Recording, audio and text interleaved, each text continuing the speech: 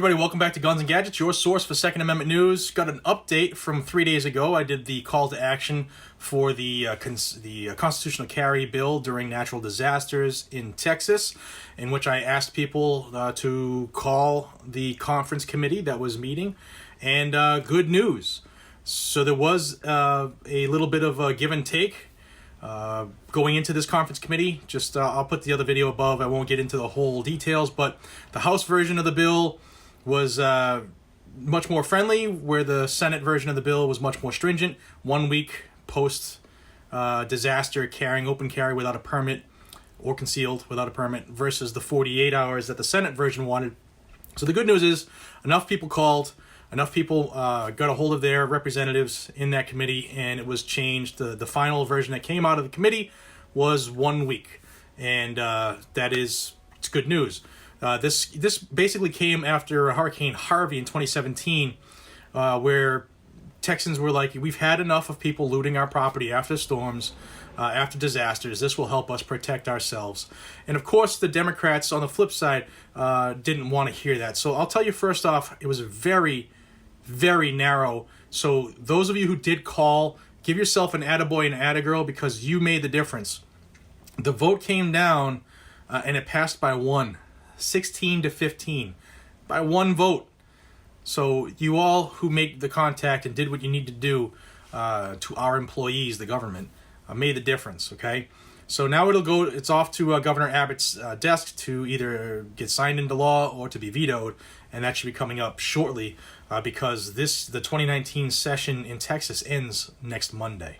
Now, for those of you who are wondering what this bill is, it's House Bill 1177. I'll have a link in the description. And like I said, the Democrats are spinning this. They're saying that it's terrible public policy to allow people to carry their firearms during an extended period of time after a natural disaster, saying that it poses a problem for police. Well, I'm going to tell you the truth. Being a member of the police who has been to areas after natural disasters, the more good people with a gun, the better. It keeps those who are hell-bent on taking advantage of others when they're down and out, it keeps them people at bay. I always used to use a slogan that you wouldn't rob a store if you had a thought that there were 25 people in there concealed carrying a firearm. And that's kind of what this does, all right? It gives people something to think about. If you see a farm that's flooded and it's a natural disaster, big storm, you're going to think twice now, well, you should think twice if you're smart, about going into that person's property and trying to rob them. So good job, Texas. Thank you for making the phone calls. For those of you who have forwarded that video, thank you very much. So now, again, it's off to the governor for his signature or his veto. Now, what I will tell you is that all 12 Democrats in that committee voted against the bill. Shocker. What I do want you to know, if you live in Texas, is that 3 Republicans came out against this bill as well. And like I typically do, I'm going to tell you who they were, because I'm all about accountability, especially when they maybe run on a platform saying I'm pro-Second Amendment and your rights are safe with me. So with that said, the 3 Republicans, the rhinos who voted against people's ability to protect themselves during natural disasters, usually when they're most susceptible to the bad guys, they are Senator Joan Huffman of Houston, Senator Kel Siegler of Amarillo, and Robert Nichols of Jacksonville. They all voted against it with their 12 Democrat counterparts. I also want to call out the Houston Police Chief, Art Acevedo, who had this to say. We experienced one of the worst disasters in Texas history during Harvey. The world watched as we all came together. This bill wasn't needed then, and it isn't needed now. This will embolden 20,000 plus gang members and will not help law enforcement. Really? If you thought, first off, if you have 20,000 known gang members, Chief, shame on you for not doing what you should be doing.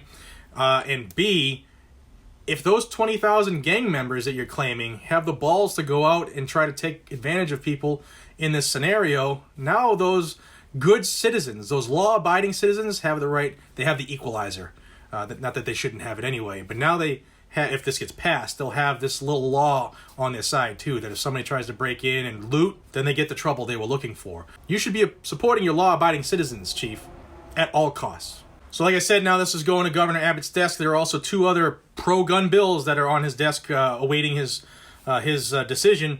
One of those is going to be to remove the blanket prohibition against guns in churches and to lift the cap on the number of school employees that can be armed while on campus. So I'll have the governor's information down below if you're in favor of these. If you're not in favor of them, I don't know why you're watching this channel, but so be it. I'll also have the information for the 3 rhinos who decided that your safety in Texas, the law-abiding voters, y'all's safety wasn't enough for them, and they didn't want to side with the Constitution. I'll put that down below to do with what you see fit.